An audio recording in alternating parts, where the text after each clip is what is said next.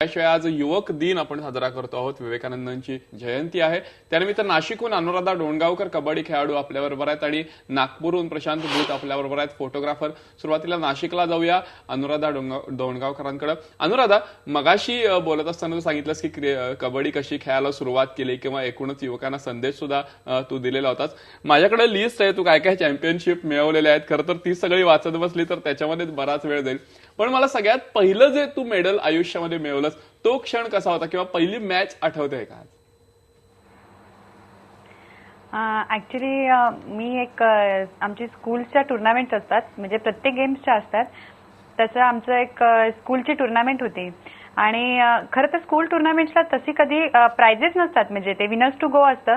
पण पहिल्यांदाच आम्हाला तिथे जिथे आम्ही खेळलो होतो, ऍक्च्युली आम्ही ती मॅच हारलो, पण तिथे मला एक प्राइज मिळालं होतं, एक म्हणजे घोडा मिळाला होता. असा छान म्हणजे मुवमेंट होता तो. आणि ते माझं पहिलं प्राइज होतं माझ्या या सुरुवातीचं करिअरचं. पण ते मला असं म्हणजे प्राइज नसताना सुद्धा आमची परफॉर्मन्स इतका चांगला होता की ती मॅच इतकी चांगली झाली होती की त्या लोकांनी एक त्याचं हे म्हणून आम्हाला ते प्राइज दिलेलं होतं. आणि ते माझं सगळ्यात पहिलं अचिव्हमेंट होती. तू खूप छान गोष्ट सांगितली आहेस. खरं म्हणजे की जरी तुम्ही टुर्नामेंट हरला होता तरी सुद्धा तुमचा परफॉर्मन्स इतका चांगला होता, तुमचे प्रयत्न एफर्ट्स इतके चांगले होते की त्यासाठी ते बक्षीस तुम्हाला देण्यात आलं. खरंच आहे, जेव्हा आपण खेळत असतो किंवा आपण कुठलंही काम करत असतो अनुराधा, त्यामध्ये यश अपयश काय येईल काय माहिती नाही, पण तुमचे प्रयत्न एफर्ट्स हे खूप महत्वाचे असतात. त्या दृष्टीने काय सांगशील?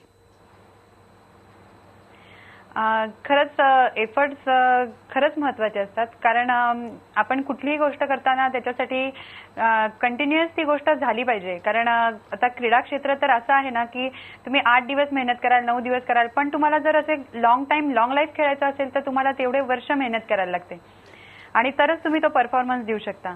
म्हणजे खरं तर मी तर असं सांगेन की आपण कधी कधी म्हणतो की म्हणजे आजचा एक पराभव आपण टाळायचा. एखादी मॅच चालू आहे किंवा एखादी टुर्नामेंट चालू आहे तर आपण विचार करू की आजचा आपण एक पराभव टाळू, पण पराभव टाळून खेळण्यापेक्षा जिंकण्यासाठी खेळणं जास्त महत्वाचं आहे. कारण पराभव टाळण्याची मग ती आपल्याला सवय लागते किंवा तो पराभव आपल्या समोर उभा राहू शकतो परत परत.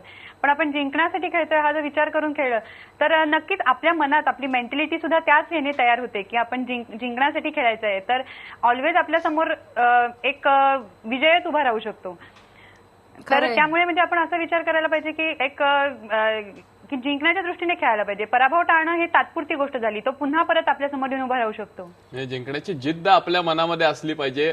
जे लढायचं जाऊन काय होईल ते होईल पुढं, ही जी एक टफ फाईट देण्याची वृत्ती आहे ना, ती अनुराधानं सांगितलेली आहे. खरंच खूप मस्त आहे आणि प्रत्येकाच्या करिअरमध्ये असे क्षण येतच असतात. खरंय. प्रशांत भूत आपल्यासोबत आहेत, क्रिकेट फोटोग्राफी करतात, ते नागपूरहून आहेत.